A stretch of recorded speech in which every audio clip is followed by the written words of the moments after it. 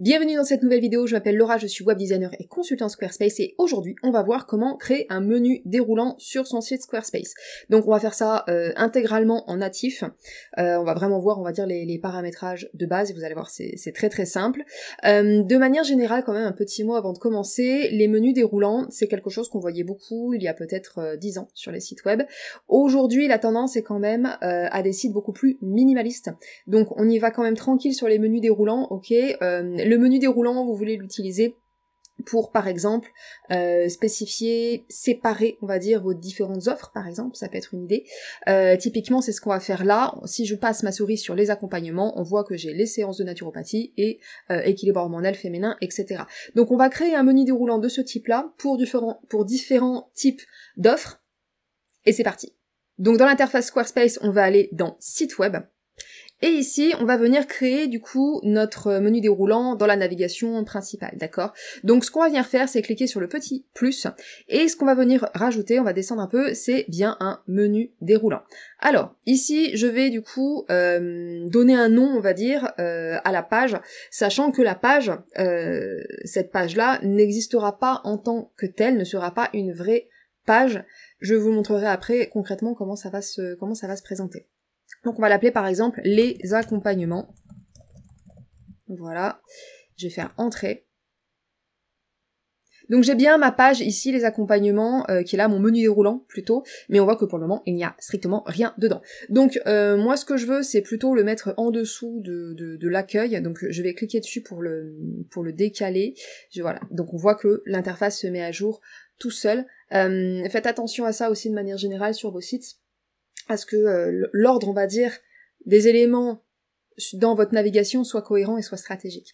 Donc j'ai bien ici les accompagnements, ce que je vous invite quand même à faire, on va dire par souci de référencement, même si cette page en tant que telle n'est pas une page, ok, quand je clique dessus, il ne se passe rien, ok, vous allez venir cliquer sur la petite roue crantée, et on va pouvoir venir éventuellement lui donner un autre slug d'URL. Inutile de trop s'énerver côté SEO sur ce slug d'URL, parce que, encore une fois, c'est pas une page en tant que telle, ce ne sera pas une page référencée, etc. Donc pas besoin, on va dire, de partir dans des choses trop pointues côté SEO. Donc une fois que je suis là, je vais commencer du coup à rajouter les pages qui vont faire partie de mon menu déroulant. Donc je clique sur rajouter une page, ajouter une page. Je vais partir sur des pages vierges parce qu'on va pas faire de la création de pages aujourd'hui, c'est vraiment pour monter uniquement le menu. Et on va se dire par exemple, on va reprendre à peu près l'exemple, hein, les séances de naturopathie. Ok, je fais entrer. Et je vais venir rajouter une autre page.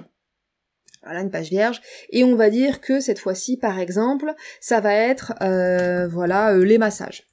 Ok. Voilà. Donc là, je vais revenir sur la page d'accueil pour que ce soit un peu plus visuel. Donc quand j'ouvre l'aperçu de mon site et que je passe ma souris sur les accompagnements, j'ai bien ici les séances de naturo et les massages, et on est d'accord que derrière ces pages-là, je vais pouvoir les travailler. Donc en cliquant par exemple sur les massages, je vais pouvoir les travailler, ajouter des éléments, etc. pour construire mes pages. Toujours sur cette affaire de SEO, etc. En revanche, ces pages-là, ce sont bien des pages qui seront référencées, d'accord ?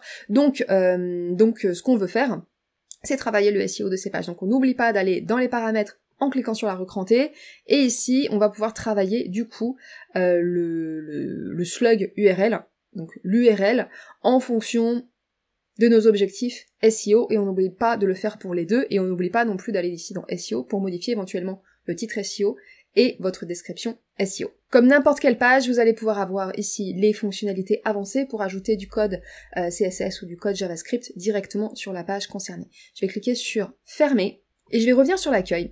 Et ce que je voulais vous montrer quand même, c'est ceci. Lorsque je passe ma souris là sur le menu déroulant, il y a un petit quelque chose dans Squarespace, moi, qui me dérange. C'est que on voit ici les accompagnements, on a l'impression que c'est un lien cliquable. Quand je clique dessus, il se passe rien, d'accord ? Ce n'est pas une page en tant que telle. En revanche, le système nous fait croire, parce qu'on a ce curseur, nous fait croire que c'est un lien. Ça, vous pouvez le désactiver, et c'est ce que je vais vous montrer maintenant, et je vous encourage vivement à le faire pour éviter de créer de la confusion pour vos visiteurs, en fait, sur votre site. Donc concrètement, ce qu'on veut demander à l'éditeur CSS, c'est lorsque je passe la souris sur ce dossier-là, qu'il n'y ait pas justement ce pointeur. On voit que la souris est différente, on parle de pointeur et on voit qu'on a la petite main comme si c'était un bouton. Ça, c'est ce qu'on veut empêcher. Donc quand je vous le montre quand même de façon générale comme ça, vous saurez le faire. Quand je vais faire un petit clic droit ici, j'ai inspecté. Donc je vais pouvoir venir ici ouvrir la console et on voit qu'en fait ici, le nom là de la classe, c'est ça, header nav folder title, d'accord? Donc ça c'est bien ce qui renvoie vers les accompagnements. Et ça là ce qu'on veut, c'est faire en sorte que, eh bien, lorsque on passe la souris dessus, il n'y ait pas de pointeur. Donc je vais venir récupérer ici cet ID, je vais fermer l'éditeur, on va fermer aussi l'aperçu, et je vais ouvrir l'éditeur de CSS, donc CSS personnalisé. On voit que j'avais déjà mis des polices personnalisées, etc., etc. Hop là. Donc on va venir coller ici notre ID. Je n'oublie pas évidemment de rajouter le point quand même, c'est mieux. On va ouvrir notre parenthèse, et on va demander, lorsque on passe la souris dessus, hop, eh bien, il ne se passe rien. Ok. Je vous mettrai le code via le lien en description pour que vous puissiez le retrouver et le copier-coller. Donc j'ai modifié ma faute de frappe, j'ai enregistré le code. Petite astuce, si vous appliquez du code CSS et que vous vous rendez compte que ça n'apparaît pas ou que c'est pas appliqué directement en live là, dans l'aperçu de votre site, n'hésitez pas à faire un petit clic droit et à cliquer ici sur actualiser le cadre pour rafraîchir la page. Et donc là, si j'ouvre, on va dire en grand, mon aperçu, l'aperçu du site, et que je passe ma souris sur accompagnement, on voit que je n'ai plus du coup cet événement de pointer. Par contre, j'ai bien ici les séances de naturo et les massages qui sont actifs, et ça me montre concrètement que ici je ne peux pas cliquer, et que là, sur ces deux pages, je peux cliquer. On s'arrête ici pour ce tutoriel. Si ça vous a plu, likez, abonnez-vous, et n'oubliez pas de récupérer dans la description votre nouveau guide offert. Je partage avec vous les 5 codes CSS que j'applique sur les sites de tous mes clients.